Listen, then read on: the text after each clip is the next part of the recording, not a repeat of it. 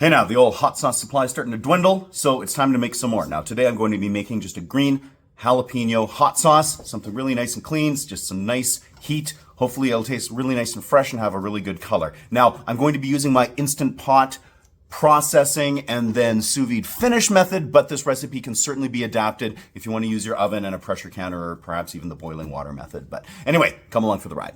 Starting off, I have one medium onion here. I just cut off the top and the bottom. I'm just going to chop it up here. This is going to be 6 ounces.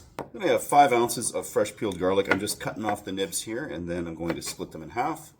I'm just going to add that to my onion, and then I'm going to set that bowl here aside. So now just onto my peppers here. I'm starting off just by getting a rough chop on some green bell peppers. I've got 3 of them, and these are fairly decent sized ones, and they come out to basically 1 2/3 pounds. Now we're on to the star of the show, which are my jalapenos, and this is 2.5 pounds of them. I'm just going to give them a rough chop similarly to what I did with the bell peppers. It's not super necessary, but it is going to help them fit in my Instant Pot just a little bit better.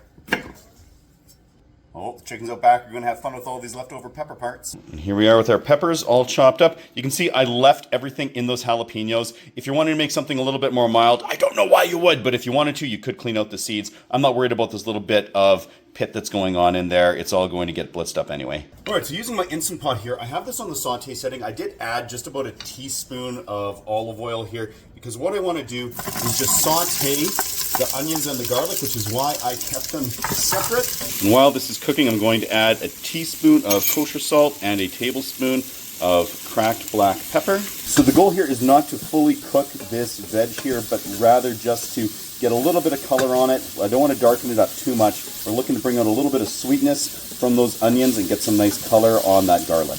We are almost good to go here. So now that those onions and garlic are ready, I'm going to, well, pretty much deglaze here with 3 cups of just a white 5% acetic acid vinegar. Just going to make sure to scrape up any little bits that are on the bottom. Not too much. But there we go. And now we are ready to add the rest of our veg. So we'll get all these peppers into here. It's probably going to be quite full. Oh, like I said, we are quite full on this, but not too full.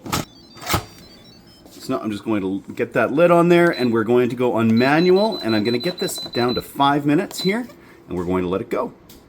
After that pressure cycle there, I just released the pressure, and here we are. Now, so far with these steps, if you don't have an Instant Pot, you could just saute the veg in like a frying pan and then roast everything in the oven until it is cooked. The idea here is to get this veg so it's completely soft so we're able to run it in the blender. Here we are. I've got my veg all ready with that vinegar. I am going to be adding to this 1.5 bunches of cilantro. Now, if you're not a cilantro person, go ahead, get parsley, something like that. It's just going to help freshen up the hot sauce at this point. I didn't want to get that in the pressure cooker because I think it would mute a lot of those flavors. So anyway, here we go. We're going to be adding this to my blender. This is my dedicated hot sauce blender because I like the glass on it, and that way I'm not worried about making some nice fruity drink or something like that and winding up having an issue with some spice.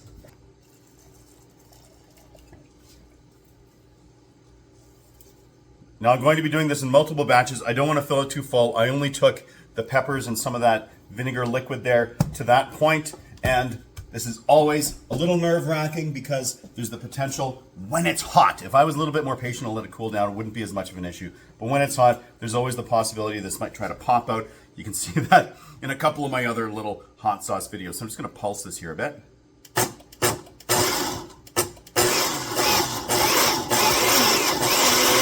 There you go. And once you have that broken up a bit, you know that you can just run it.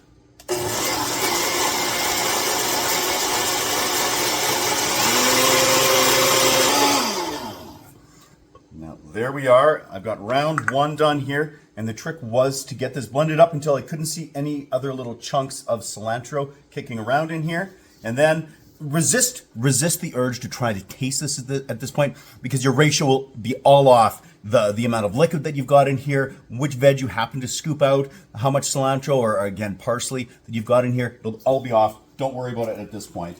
Just go. I like to mix everything together in a large bowl, so I'm going to do batch after batch. Now the other thing I'm going to do too is I've got a can here of limeade. And this is going to give me a little bit of lime kick as well as the sweetness that I want in this hot sauce. Now, if you're not going to go ahead with a can of like frozen concentrate or something like that, fresh limes obviously would work really nicely to get some lime flavor in there, but then you would want to add some sugar just to get a little bit of sweetness for balance. But anyway, I'm just going to repeat this here now a few more times until I have all of that veg and all of that cilantro blended up.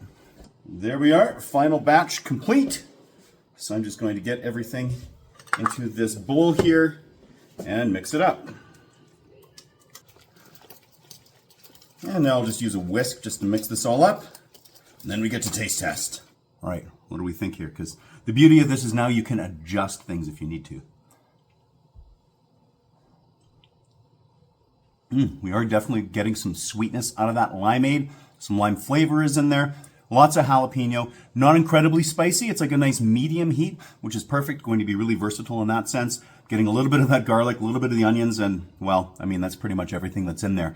The green peppers I wasn't anticipating really contributing much by way of flavor. Maybe a hint of earthiness in there, but honestly, I think this is good to go.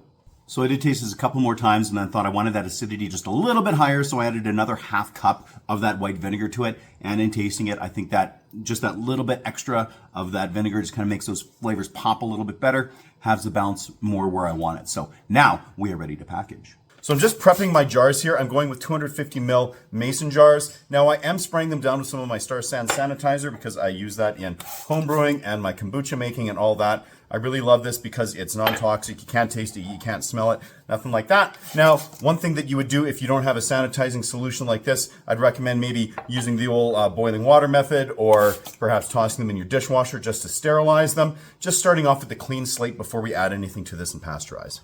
As far as packaging, it's really quite simple. I'm just going to use this jar funnel and a ladle. We're just going to get these all nicely filled and then we can pasteurize. So using the size of jar, we got 13.5 jars.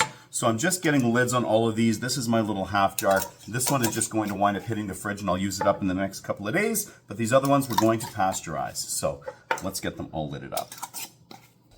And here we are at the hot water bath with my precision cooker. So I've got this set right now at 150 degrees Fahrenheit, and I'm going to pasteurize these here for a minimum of 2 hours. Anywhere between 2 and 3 is really, really good.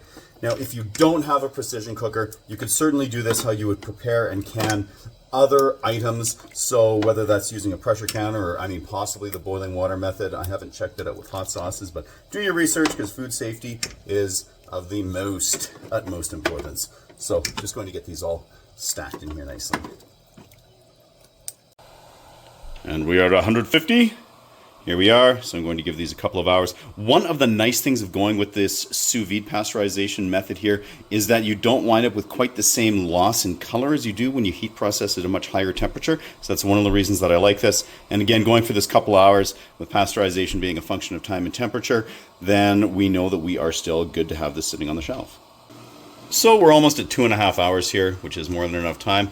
I'm just going to get these all out and set them down so they can cool off. We're just going to let these jars chill out on the counter.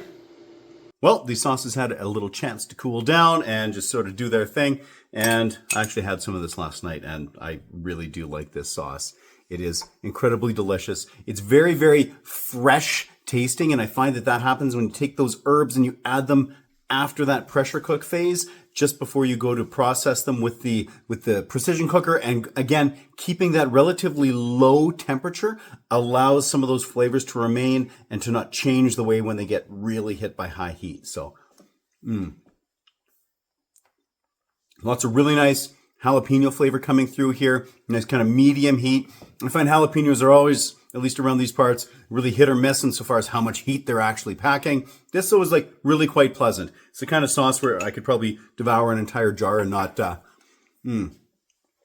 be in trouble. But it's got a lot of other flavors going on here too. Lots of cilantro going on. I probably could have gotten away with a little bit less and still had some cilantro character to it, but I wanted to use up everything I had. And it comes out really nice, and I'm also a huge cilantro fan. This would play really, really well with, I mean, especially Mexican food. I think also on burgers, all kinds of stuff. I mean, I ate this on potato pancakes last night. So, I mean, I guess all the rules just get thrown out the door here. But really nice. There's some of that onion, some of the garlic coming through.